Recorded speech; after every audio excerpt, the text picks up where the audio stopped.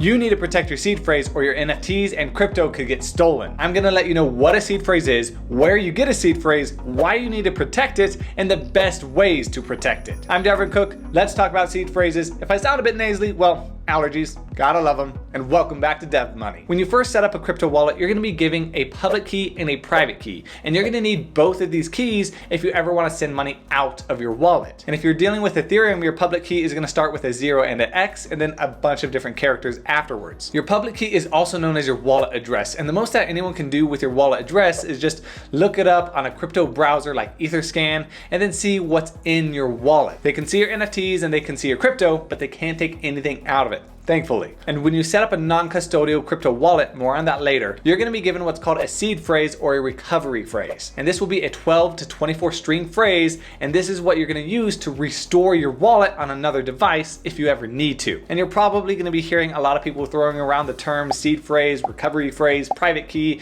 and you may be wondering, well, where do I get all three of these keys and phrases? Well, actually, you don't have three separate ones. Your recovery phrase and your seed phrase and your private key are pretty much all the same thing. There are some technical differences, but for all intents and purposes, think of your seed phrase as your private key. Now, where do you get a seed phrase? Because you may have signed up for Coinbase and you probably don't remember getting a seed phrase when you signed up for your account and maybe bought some Bitcoin. Well, you'll be getting your seed phrase when you set up your non-custodial wallet. And you may have heard the terms non-custodial wallet and custodial wallet thrown around a bit in the crypto space, and here's what those mean. A custodial wallet is a wallet where another party controls the private keys. You're not in control of those, someone else is. In other words, you're trusting a third party to secure your funds and return them if you ever want to trade or send them somewhere else. And these days, most custodial wallets are web-based exchanges like Binance, Kraken, Coinbase, or FTX. And someone that has just started out getting into cryptocurrency probably doesn't even realize that when you signed up for Coinbase or Binance,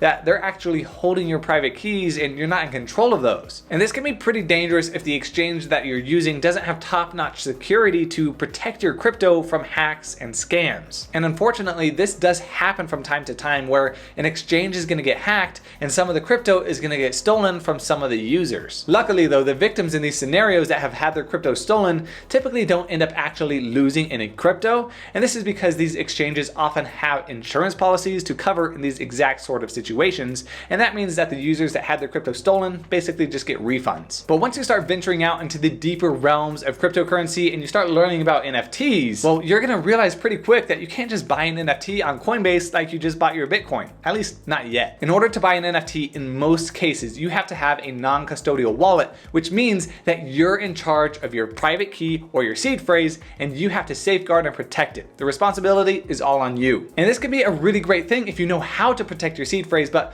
unfortunately, not many people these days know the proper ways to secure your seed phrase so that way you can be protected from hacks and scams. Now, if you're not sure where you're gonna get your seed phrase and what wallet to choose, well, it depends on what blockchain that you're wanting to buy NFTs on or store crypto on. But the main four popular options are MetaMask, especially if you're dealing with Ethereum, Phantom Wallet, especially if you're dealing with Solana. The Coinbase wallet is becoming increasingly popular since it launched, and also Trust Wallet is a great option for Binance Chain. Now, before I tell you the best ways to protect your seed phrase, why do you even need to protect your seed phrase to begin with? Why is it so important? What's the big deal? Well, it's extremely important, and I cannot stress this enough, to never share your seed phrase with anybody, because anybody that has your seed phrase, your private key, can take anything they want out of your wallet. Any digital assets, any cryptos, any NFTs, they can take them, they can steal them, and then they're not yours anymore. And unlike traditional banks that most everyone is familiar with, if you have digital assets, NFTs, or crypto stolen out of your crypto wallet, well,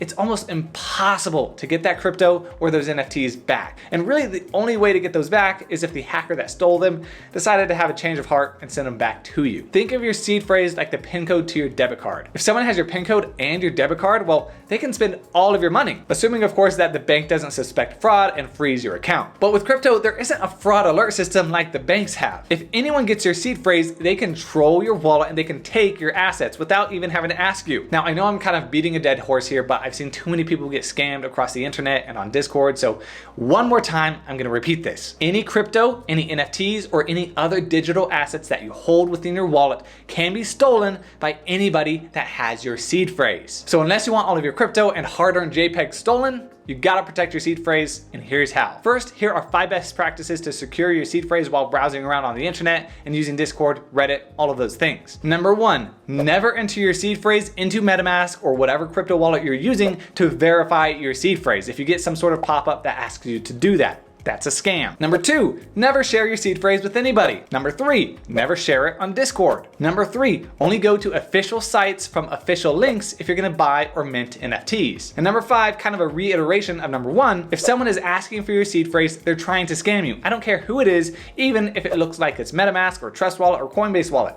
It's a scam. You only ever need to enter your seed phrase one time, and that's when you're first setting it up. And that's the same with every wallet. MetaMask, Ledger, Trezor, Phantom, Coinbase Wallet, they're all the same. They're only gonna ask you to enter your seed phrase when you're first setting up your wallet to verify that you recorded it properly. Now there's 2 additional ways to secure your seed phrase. One that you've probably heard a lot about, and another that you may not have heard about so often. Now the first and best way to protect your seed phrase is with a hardware wallet. And this is what you've probably heard about a lot on the internet. Now a hardware wallet, what it's gonna do is it's gonna protect your private key by keeping it completely offline at all times. It's never gonna be exposed to the internet because it will be stored on a hardware device. And many people think that your Bitcoin or your NFTs are stored on your hardware wallet, but that's not actually true. Your crypto assets are actually stored on the blockchain, but your private key is stored on the hardware wallet. And the private key is what unlocks the ability to transfer, buy, or sell NFTs or crypto. And because your private key has the ability to unlock your wallet, storing it on a hardware device and keeping it offline 100% of the time is a really good idea. Now, I'm a big fan of hardware wallets, so I've acquired a bunch over time.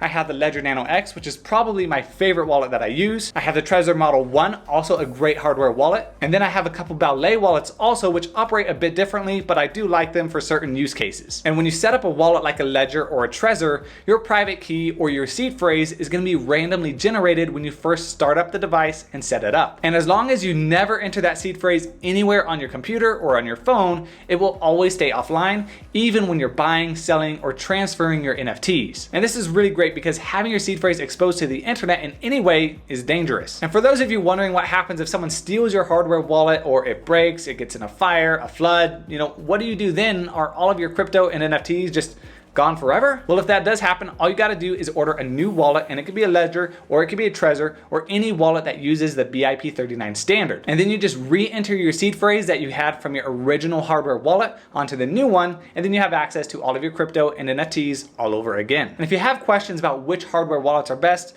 I've made videos about all of these that I have, and I have also links down below in the description. So that's recommendation number 1, get a hardware wallet if you're serious about crypto and NFTs. Now my number 2 recommendation, and this is a big one, not a lot of people think about this, and it applies to both hardware wallets as well as hot wallets like MetaMask, Coinbase Wallet, or Trust Wallet. Never write down your seed phrase on your phone, your computer, never screenshot it, because doing any of those things exposes it to the internet. Now, one exception to that may be to store it in a password manager like Apple Keychain Access, 1Pass, or LastPass, but I'm still not the biggest fan of doing that. I prefer the method I'm about to show you. You really have to go old school and write it down somewhere physical, but not just on a piece of paper, because what happens if that piece of paper with your seed phrase is caught in a fire or a flood, and then there go your valuable JPEGs. Instead, you want to have it recorded on something metal, something that's not going to be ruined by fire or by a flood. And there really are some good options out there. There's CryptoSteel by Ledger. I think it's a bit pricey, but it is a good option. And then there's also some more affordable options, basically seed phrase plates that you can engrave your seed phrase on,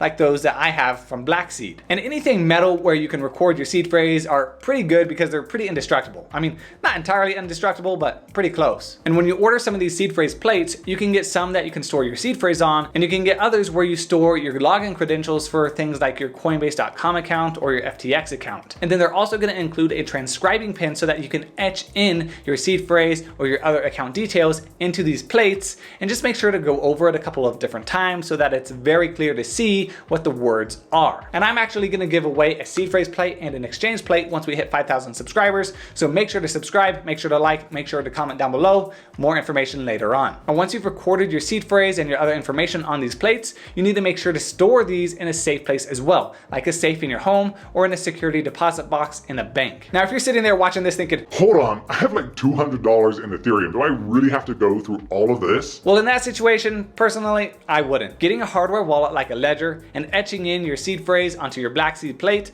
and then storing those in a safety deposit box in a bank are probably all just overkill for someone who doesn't have thousands upon thousands of dollars on your wallet. So if you're one of those that have thousands of dollars in crypto assets, definitely take your security a bit more seriously. Get some exchange plates to etch in your seed phrases, get a Ledger hardware wallet or another hardware wallet to secure your private key as well. The last thing you want to do is be a victim of a scam or hack and have all of your crypto assets stolen. Leave your questions down below, and thanks for watching.